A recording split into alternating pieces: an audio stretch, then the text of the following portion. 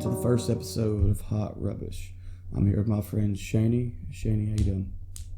What's going on? So we got Tinfoil Hat today. We got a little bit of MK Ultra.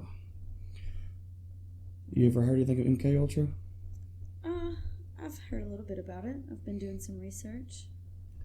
Yeah, so I started reading about this the other day, and I actually heard about it when I was looking through all these websites that have declassified CIA dockets, and I was reading about Project Bluebird, and then that's when all this came about. So what have you heard about it? For the most part, it's just the government tried to hide it, but somehow some kind of documents leaked through, and they pretty much poisoned and dosed millions of people with LSD, some of them without them even knowing. Yeah, and I got kind of deep into it. So before the CIA started, like we were talking about before we came on, there was a lot of people who came over from the Nazi regime. And before the CIA was around, it wasn't called that. It was called the Office of Strategic Services. And whenever they first started that, that's what they led the CIA off with, was with MK Ultra, but they didn't call it that. It was Project Artichoke. And that started in 1951. And their goal was pretty much to see, in a nutshell, it was to see if they hypnotized people or if they got people addicted to morphine and made them withdraw, if they were able to control their actions. And I guess after morphine probably, killed a bunch of people, they probably switched to LSD. If I had to guess, that's probably more mild. But they were like aiming to produce amnesia.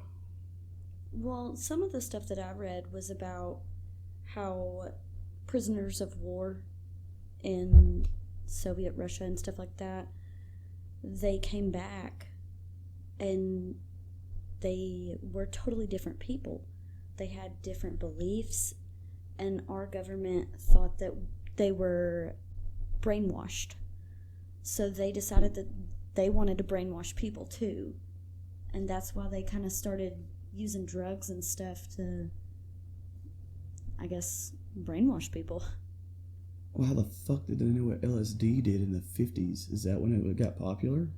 I don't really know. I thought it didn't get popular till the 70s after they kind of released it on everyone. Maybe that's when they started wanting to take it instead of being forced down their throats, I guess. Yeah, I guess so.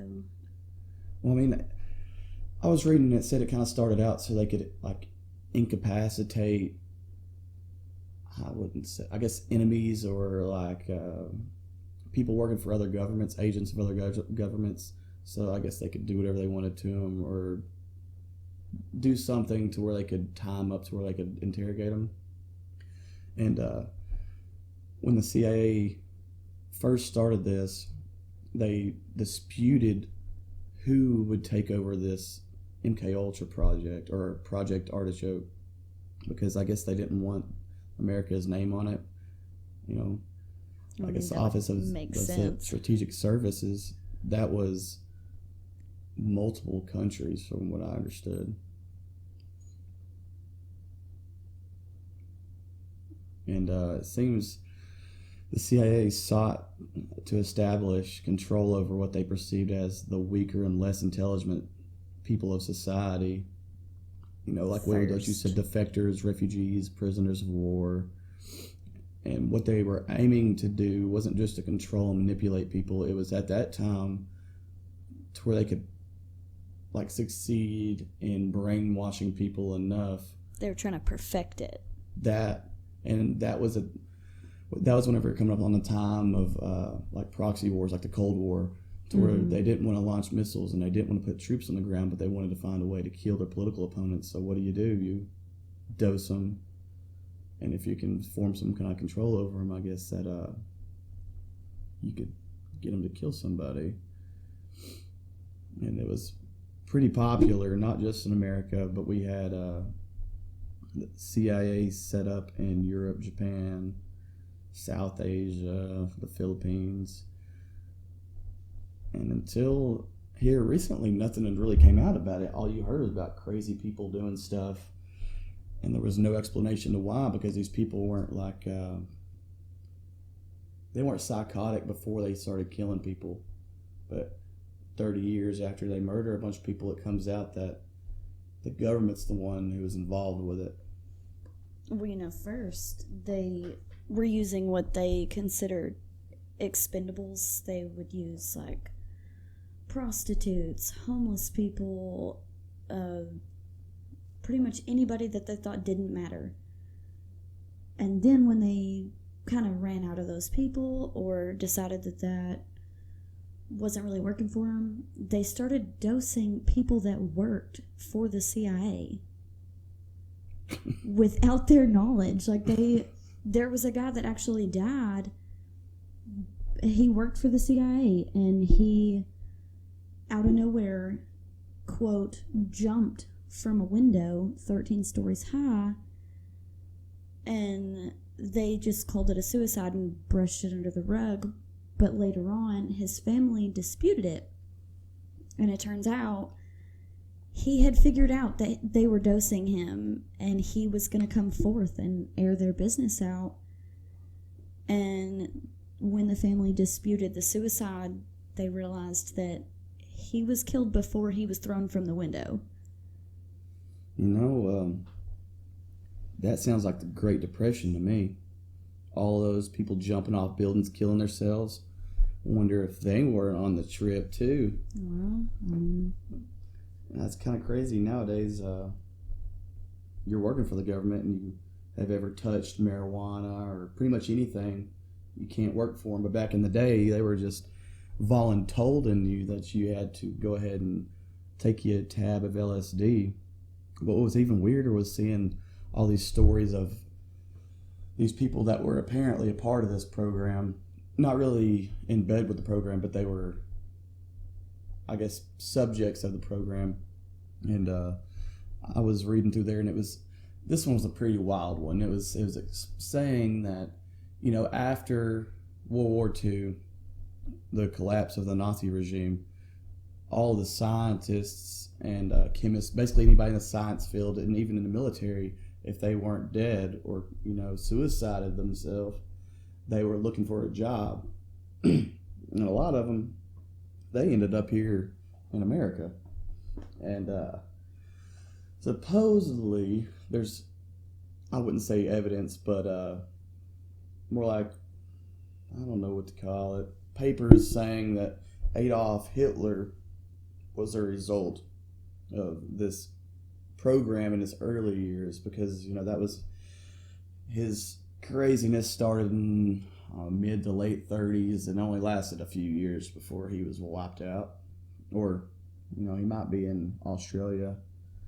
But one of the most notorious people on that list, well, there was two, and Charles Manson, but I've never really been able to find anything to go into depth on if he was actually a part of it or not.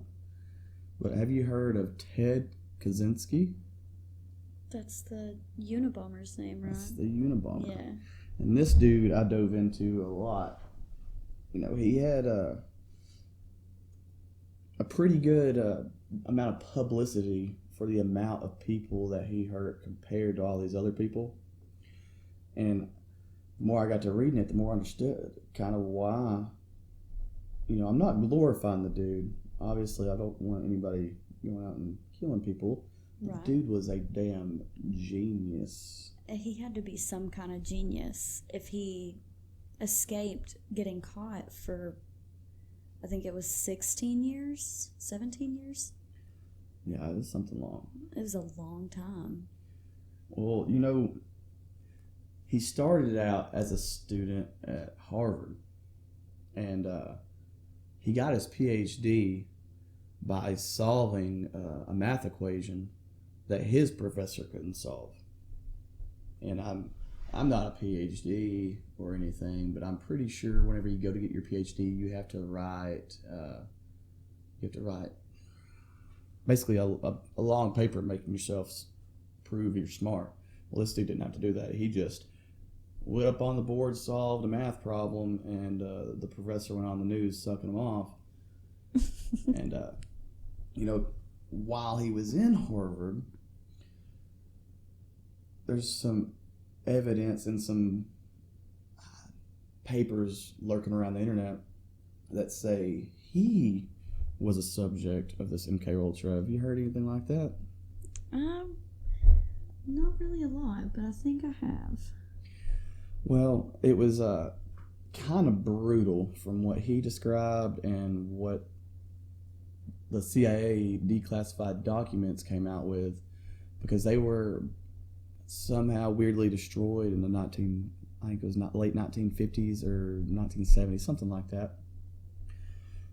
They were destroyed, but in the papers and from, quote unquote subjects that were a part of the program, they were strapped into chairs, whether that be like a doctor's table or just a regular chair, and they were wired up with electrodes that kind of monitored their brain function and like their physical reactions to certain kinds of stress.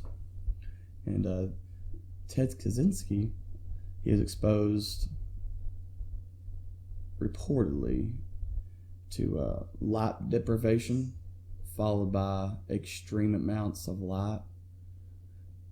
And then it was kind of an odd thing, they would just talk shit to him.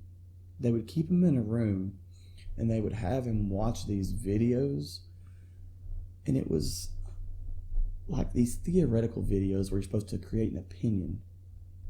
And they did this for days straight. He would come in willingly and he would sit in front of this thing like it was a challenge, because these guys with the government came in and said they had an extremely important job for him, if he wanted to serve his country. And so he would sit in front of this screen and he would watch these videos of basically nothing. Just like it'd be like taking a video of watching a kid run around his backyard playing with his toys, and then they ask him what happened, and every time they would tell him no and no and no, and they would basically just break him down psychologically until one day he finally broke. And that's when they started dosing him with LSD, allegedly.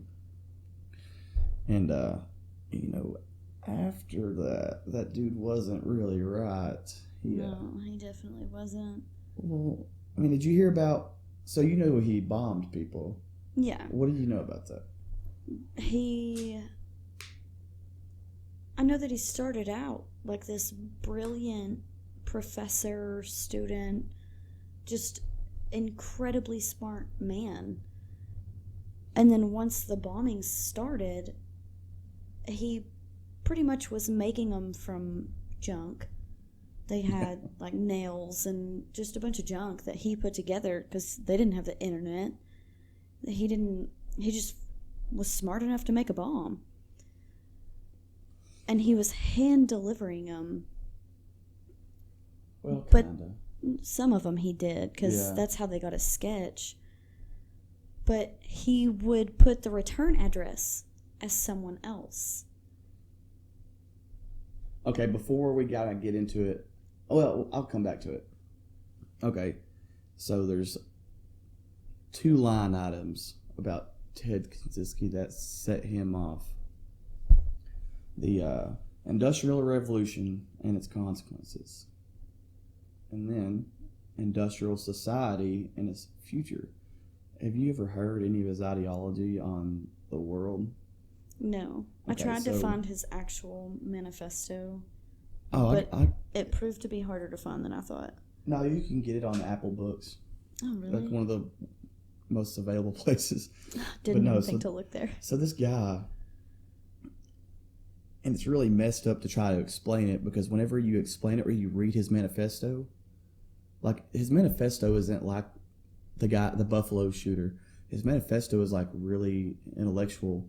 It has nothing to do with killing people. I mean, he's a smart man. I mean, yeah, it's true. But in essence, this dude believed. So it's hard to get into like without running a circle and getting confused. But basically,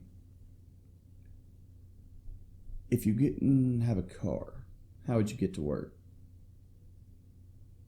I guess I would walk. Okay. I mean, around here people have horses, but that seems kind of extra.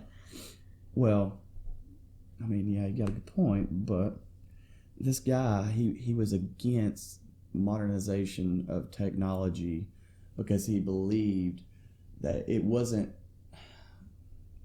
for pure convenience of people. He thought it was a way for advertisers and big corporations and the government to have a hold on people. And the way he explained it and broke it down was 100 years ago, how did people get to work? They walked. And if they didn't walk? Like a horse and carriage. Exactly. Yeah. So what happened when they built cars? People started driving cars. Well, not only that. The horse and carriage thing kind of went out the Well, window. I mean, yeah, but not only that. So, you know, in those times, let's say you had a town of 1,000 people. Oh, I see what you're saying. Those people are going to live pretty close to the town center, and the ones who don't are going to be the breadwinners. They're going to have the big farms, and they're going to have the access to be able to get to the town by horse and carriage or whatever. Well, when they started building roads, everything started spreading out. You still had, just like today, you still have your centralized population of people, of course, you know, towards the town center, but everything's spread out. So, for instance, when I go work, I could wind up driving 2 hours to go to a job. You work, you could drive 20 minutes, but 100 years ago, that would have taken that 30 minutes or 20 minutes, whatever it is, it would have taken half a day. And basically what he was getting at and what he was saying was that the government, they kind of came out. He's not saying the government invented cars, but he's saying the government had a hand in modernizing cars in the sense that the government realizes if they create something that they can make money on and that these people who pay for their campaigns can make money on, then they can control that little segment of their life, which controls that segment of the population. And so as times progress, horse and carriage towns go away, and cars and trucks and modernized roads and tollways come into play, and those people who want to preserve their way of life are stuck in the past. They can no longer have a job. They can no longer get somewhere because everything's spreading out because we have ease of transportation. And it's like a multifaceted thing. It wasn't just cars, it's computers. Because, you know, there's a fine line between having a phone and being obese. I mean, because if 20 years ago you had a phone, you could, or not even 20 years ago, we were kids, 15 years ago, you had a flip phone, you could call and you could text. And 90% of your day wasn't sitting there looking at the screen, you were doing other things. But as we progress, these companies get bigger and bigger and bigger, make more and more money. And if you look, they're the ones funding our government, paying for all these campaigns. So the politicians know if they just keep pushing this legislation for whatever these big companies want, they'll keep sending in the money. And the companies know if they keep dishing in this money, the politicians will keep going their way. So it pushes us farther and farther away from what this guy believes is a traditional life. And if you look at it in a microscope, it's pretty true. I was about to say, I get that he was not the good guy of his story, but a part of me kind of agrees with him. I mean, it's hard not to when you look at it. You look how bad everything is today. Like, especially right now. Like, yes. Everything is horrible. And, I mean, and all people do to make it better is shove a screen in front of their face. Which, I mean, I'm not saying I'm better than anybody else, but, like, I mean, I'm sitting here and I'm looking at, I have 5 screens within sight of me. And, I guess that's really not the way we're supposed to live. It's probably not the best thing for your brain or whatever, for your life. Yeah, but we still go outside. We still do stuff outside. I mean, yeah, but I get what he's saying. He's saying these companies pop up out of nowhere with these inventions and then they control your life. Just like, I partially agree with that. well, 100 years ago, do you think there was truancy laws for school? No. Why is that? Why is there truancy No, laws why now? wasn't there back then? Because if school was optional, Yeah, I guess. your kids Yeah. could either go to school or work. You could be 8 years old with a job. Well, I mean, I see. It's hard to wrap your head around that somebody who did something this so crazy like this was actually pretty sane when it came down to his ideologies, because he wasn't like saying we'd a genocide of people or that one race is better than the other. He was basically saying that people who have power are going to keep taking and taking and taking till we have nothing left. And his end goal, because I can't remember if it's the name of his manifesto or if it's the first chapter. It's called Industrial Society and Its Future. And it's basically saying we've gotten to a point now where there is no return. We can't go back to the way the world used to be, which in most people's opinion, not every facet of the world was better, but for sure, people in general, you could walk down most streets and you wouldn't have to worry about anything. But nowadays, you don't know because everybody's so divided. Right. And this dude, he was weird in how he did stuff. Because do you know who he killed? No, I didn't really look a lot into that. Mm-hmm. I kind of just, from what I looked at and everything, it kind of seemed random. Well, it wasn't. Oh. I mean, there was like casualties that weren't supposed to be casualties, bystanders who were innocent. So he targeted people in these industries that he wanted to destroy. So I believe his first one, he was actually targeting an engineering professor.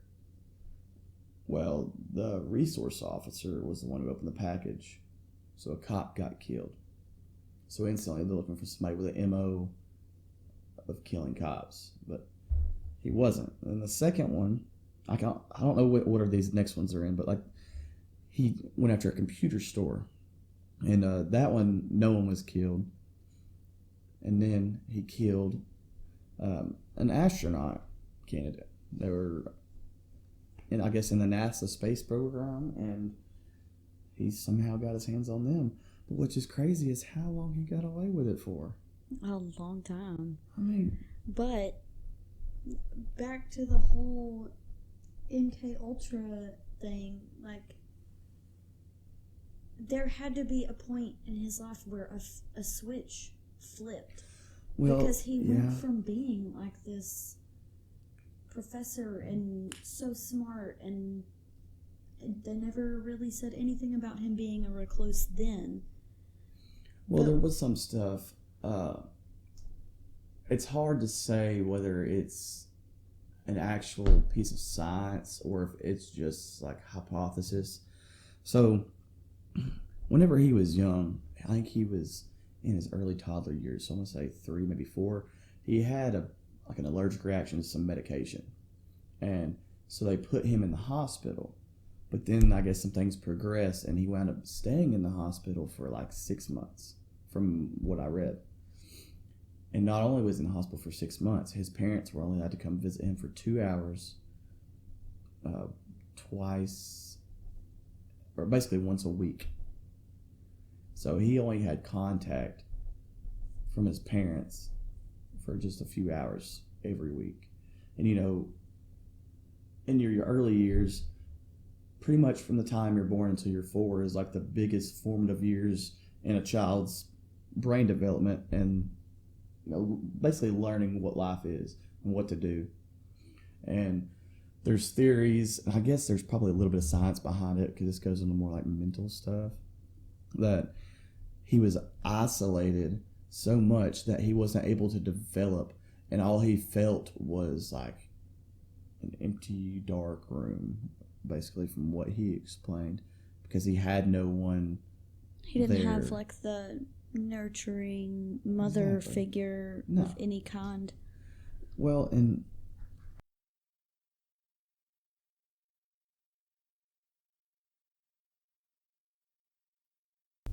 his parents did come visit, but it's still only 4 hours. Well, I guess, yeah, 4 hours a week.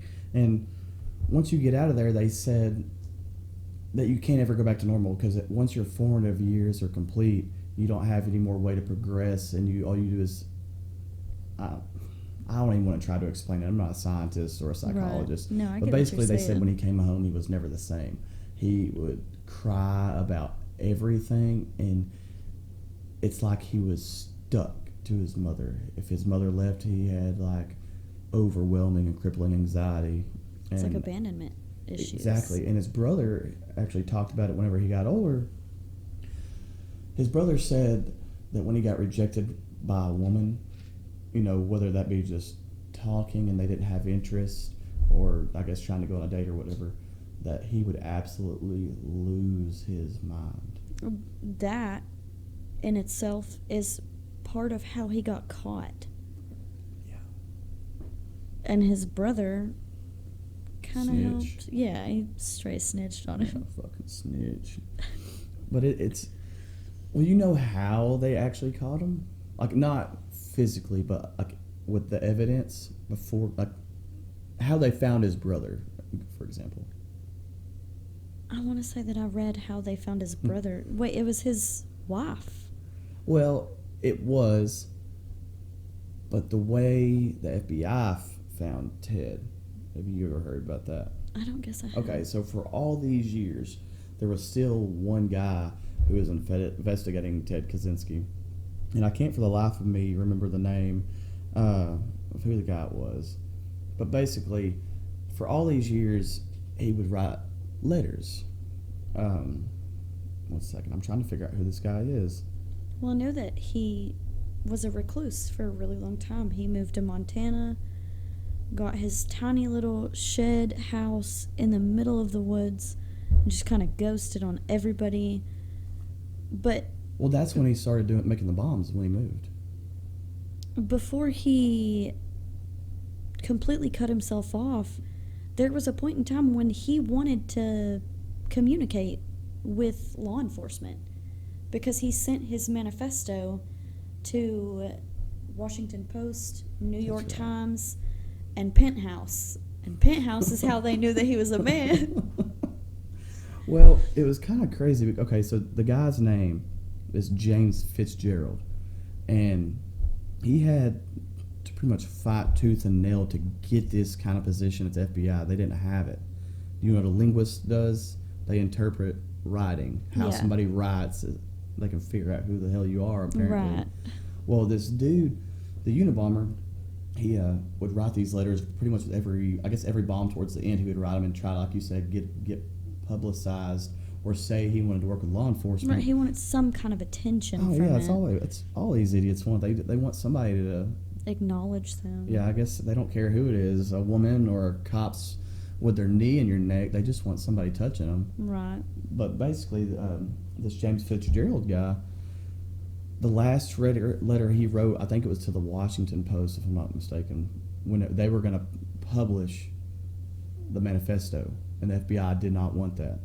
So this guy had been working on the case since the first bomb, pretty much inspecting and analyzing every bit of letters or whatever he would send, basically any language they could get from whoever this guy was, because he labeled all of his letters FC. So for years they were trying to find somebody with the initials FC or something they could correlate with that, but they couldn't. And the last letter, this linguist, after going over thousands of pages, thousands of times on this Unabomber, he came across the word water. It's water, but I guess from this part of the country, certain people pronounce it wooder, like Wudder. And so he put the dots together, and he actually found Ted Kaczynski, or found the Unabomber, before the brother did. So the brother had gotten a letter from Ted. And this linguist had already put the dots together, and he found, I want to say it was the Unabomber's thesis paper for his PhD that he had mocked up. And he went to the brother's house because that was the only known address of anybody with that last name that it could find in relation to this guy. And he pretty much told the FBI agent he was crazy, to not contact him again, blah, blah, blah, blah, blah. Well, then the guy's wife reads the letter. And like you said, she's the one who caught it. And she's like, this is Ted. You know, but they didn't want to say anything. Well, it was his brother. Exactly. Well, finally, I don't know why he hid this, but he broke because that FBI agent would come around, and he wasn't an officer. He was a linguist. He didn't have really any judicial authority Right. at this point because everybody thought his art or his job was a bullshit job. Well, one day he broke down and got in the car with the linguist and told him everything. And then after that, they pretty much had him until the trial. Something that I read said that they slowly sent agents into this tiny little town that Ted was staying in, which he stayed on the outskirts, but it said that by the end of it, it started with 3, and by the end, there was 97 agents in this town pretending to be normal people. And once they finally figured out where he was, they just flooded him. I guess he wasn't that smart. Well, I guess not. What I read said that they conned him out by, instead of knocking on the door, anything like that, they were scared. You know, he's a bomber. Yeah. You don't really just kick the door in on that guy. So instead, they had 2 guys that Ted knew stand outside his house and loudly talk about property lines. And he was such a recluse that he was like, no, y'all ain't no, you're not coming on my property lines. So he comes outside and he's like, what are y'all talking about? And they explain to him. And then he kind of gets this weird feeling like, wait a minute. Motherfucker's got a math equation. Yeah. He knows his property lines from the center of his cabin. Well, he tells him he's going to go back inside and grab a coat or something, and then they just flood him. Set it off, and that motherfucker. Yeah, they didn't want him going back outside. But when they searched his house, they found bombs that he was planning to make, already made bombs. So I get why they didn't want him to go back inside. I mean, yeah, but if this all leads back to MK Ultra, then whose fault is it really? I mean, I'm not saying it does, but if it does, I mean, I guess that's on the CIA. Well, the CIA didn't even want us to know about. I guess it was on the Nazis. Well, yeah. You know, them bastards. They're not no good. In other news, looks like Amber Heard shit the bed with her lawyers this time. She owes Johnny Depp a cool $15 million. Isn't her net worth only like $2 million? Well, let's see. I mean, Also, if it is only 2, one day OnlyFans, she's good. That's another 20. well, okay, she owes him $15 million. So technically he won. But she also kind of won because he owes her, I think, like $2 million. So do they just take the 2 off of his 15? I mean, the way this trial went, it wouldn't surprise me if a big jar of worth $2 million of cocaine showed up on her doorstep from Johnny.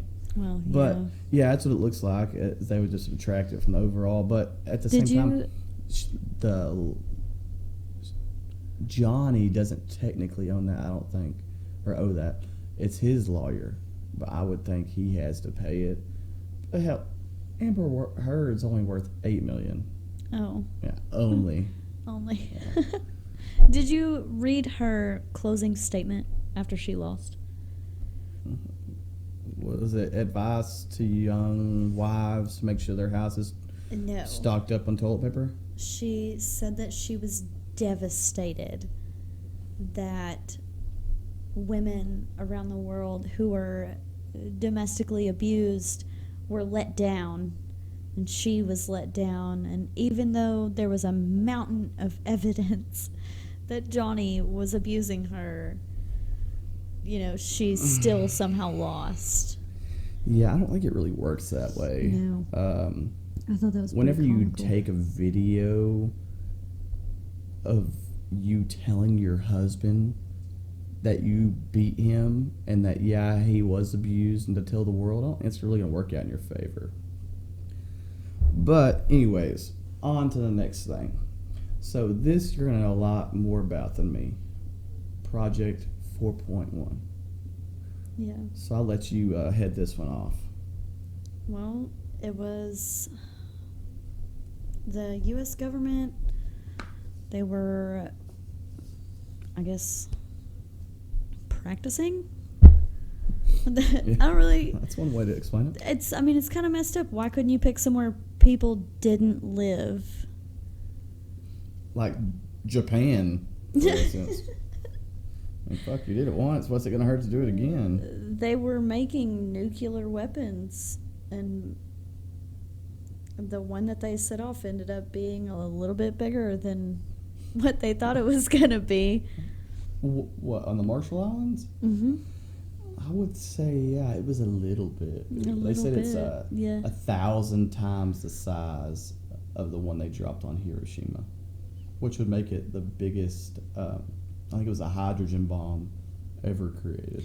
Well, they did like a little guesstimate on how big they thought it was going to be, and I think they said it was like 2.73 times bigger, like the explosion itself. So you're telling me those Nazi scientists couldn't calculate how many people they're going to kill again? They weren't Ted Kaczynski. They couldn't do math, I guess. It's rough out here. But it wasn't the bomb itself. It was the fallout. Yeah. That got everybody, because they did initially get everybody off of the island that they hit, but the fallout reached surrounding islands and hell, other parts of the world, and the radioactive fallout just kind of started killing them off. Well, it says here that today it is still more radioactive than Chernobyl or Fukushima. Damn. So that's pretty rough. And here's the worst thing about this entire thing that I've came across so far. U.S. Navy Commodore Ben Wyatt, you cook, came to the Bikini, because it's like a chain of islands, so they're called atolls or whatever. Yeah. Anyways, he went to Bikini Atoll, and he asked all the people living on the island and the mayor if they could use their atoll for the good of mankind. Seems like he definitely got his worth out of those people, because it's saying even today there's still people who live there. Don't know how that's possible, but there's still people who, I guess, generations of people who have never left the island.